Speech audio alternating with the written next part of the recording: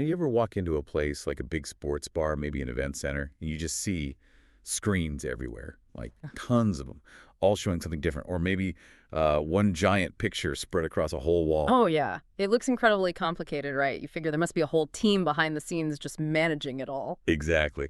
But what if I told you there's often just one sort of central brain making all that visual magic happen, simplifying everything? So today, that's what we're diving into. We're looking at this really interesting piece of tech, the 1080p 8x16 HDMI Matrix Switcher with video wall function over, say, T6 to 450 feet. Specifically, the WolfPack Lite model from HDTV Supply. Right. And this isn't just about, reading off a spec sheet. We're going to unpack how a device like this, which sounds pretty technical, actually solves a really practical problem, managing lots and lots of video sources and screens without tearing your hair out. It turns what could be, frankly, a cabling nightmare into something organized and really powerful. We're basing this on the product details, which are surprisingly thorough. Yeah, they really lay it out. So our mission today is basically to explore how this system, which is incredibly modular, by the way, acts like that central command center for these big multi-screen setups. We'll get into how it can push signals really far using just standard network cables, which is pretty amazing. And then the sheer number of ways you can actually control the whole thing. Hopefully you have a few aha moments about how these really sophisticated AV systems actually come together. Definitely. It connects a lot of dots. Okay, so let's jump right in. The big thing here, the real game changer, is how this WolfPack Lite Matrix Switcher changes the way you'd even approach building one of these advanced AV spaces. I mean, normally if you've got, say, 8 video sources and 16 TVs, just getting the signal from here to there is a challenge, especially if there's hundreds of feet away. Oh, absolutely. That's hurdle number one. Your standard HDMI cable, it runs out of steam pretty quick. Signal degradation is a big issue over distance. So traditionally, for big venues, you'd be looking at, expensive signal boosters, maybe fiber optic cables, which adds cost and complexity. What's really revolutionary about this system is it uses something called LHDT. That's long HDMI distance technology. LHDT, right. Yeah. And that lets you push a full 1080p HD signal up to 450 feet. That's a long way. Wow, 450 feet. And crucially, it does this over standard, affordable network cables, like the CT6 or KT5E you might already have in the walls, or KT7. Okay, so no need for specialized expensive HDMI runs everywhere. Exactly. And get this, it also includes PoE, Power over Ethernet. Ah, PoE. Yeah. So the receivers at the TV end don't need their own power brick. Precisely. The power runs right over the same network cable carrying the video signal. Think about installing 16 TVs not needing 16 extra power outlets right behind them. That simplifies wiring hugely. Oh, massively. Especially in big, sprawling setups. Way cleaner, less clutter, probably saves on installation costs, too. For sure. It's a huge practical advantage. Okay, so that tackles the distance and wiring problem. Very elegant. But then there's the actual experience. We don't always think about the tiny delays, but imagine that sports bar again, right? Maybe 16 screens.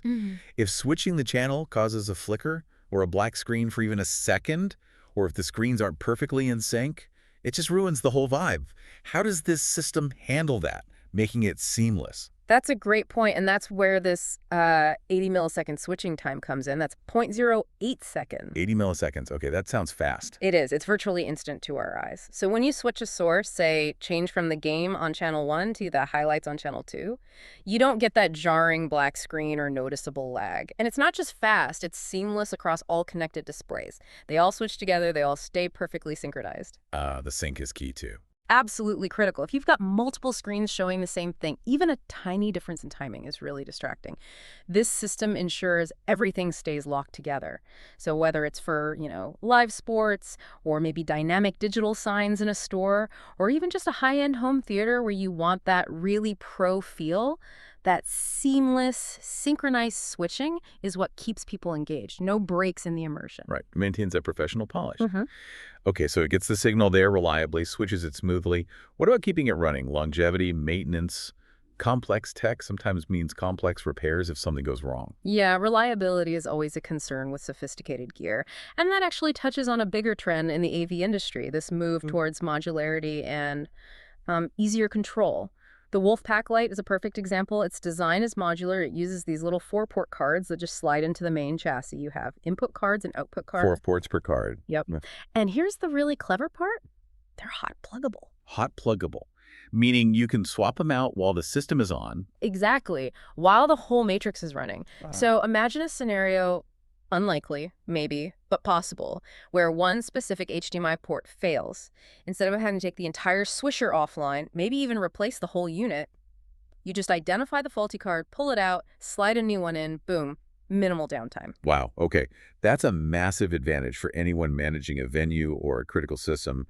Downtime costs money. Yeah. Or just causes major frustration. Right. It makes maintenance much, much simpler and less costly in the long run.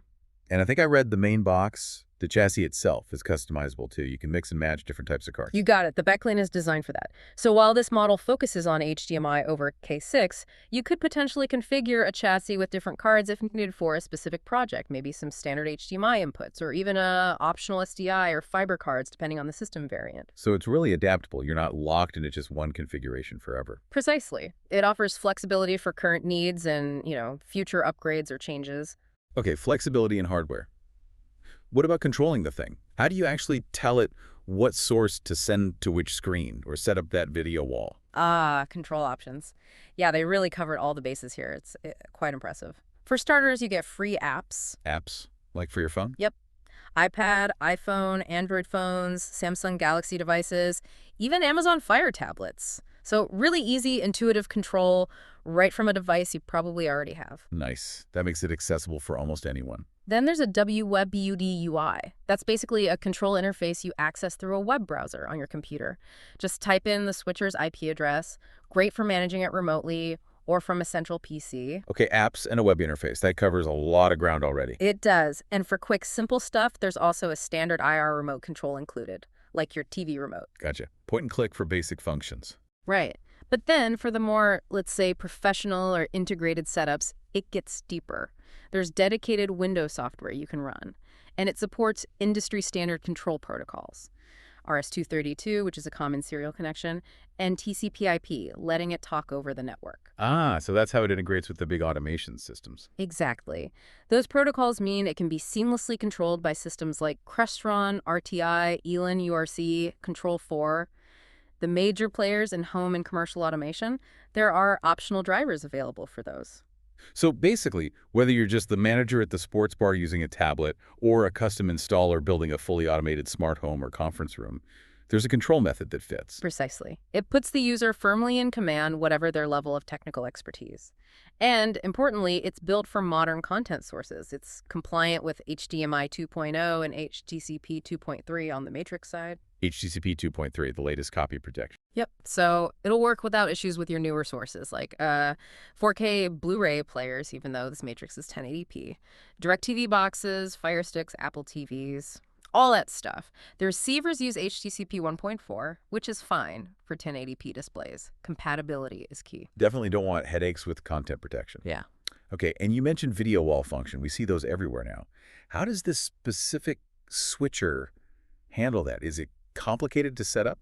Well, the built-in processing is actually one of its standout features. It's not just about sending one source to multiple screens side by side. This matrix switcher can actually take a single video source and intelligently slice it up and distribute the pieces across a grid of displays, say a 2x2, 3x3, even up to a 4x4 wall if you have enough outputs. So it does the image splitting internally. You don't need separate video wall processors. Correct. The switcher itself handles the processing to create that single large cohesive image across multiple screens. It stitches them together seamlessly.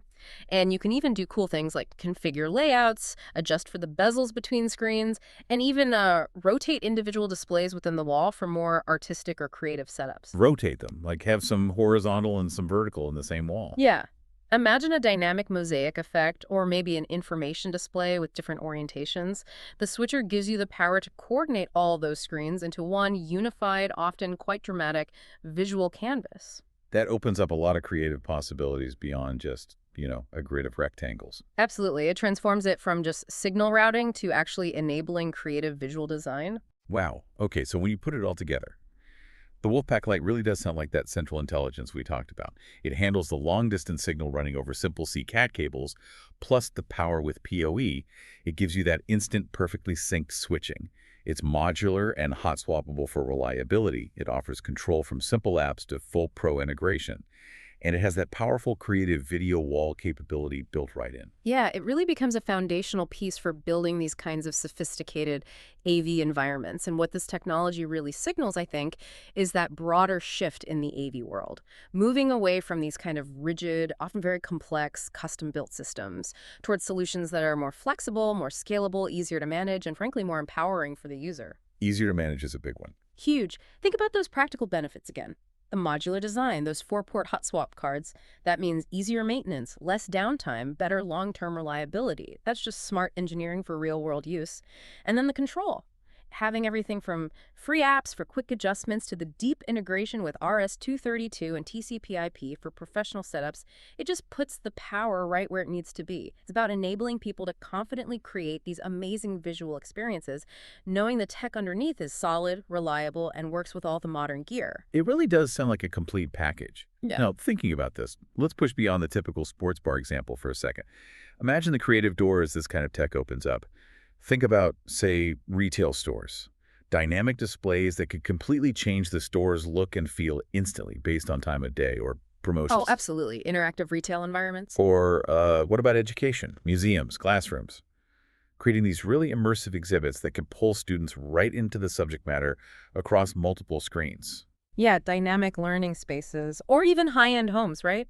Imagine your living room wall being able to transform from one giant movie screen You see. to maybe a multi-panel display showing different news feeds or even digital art, like a changeable art gallery, all controlled from your tablet. The possibilities become really interesting when you think beyond the standard applications.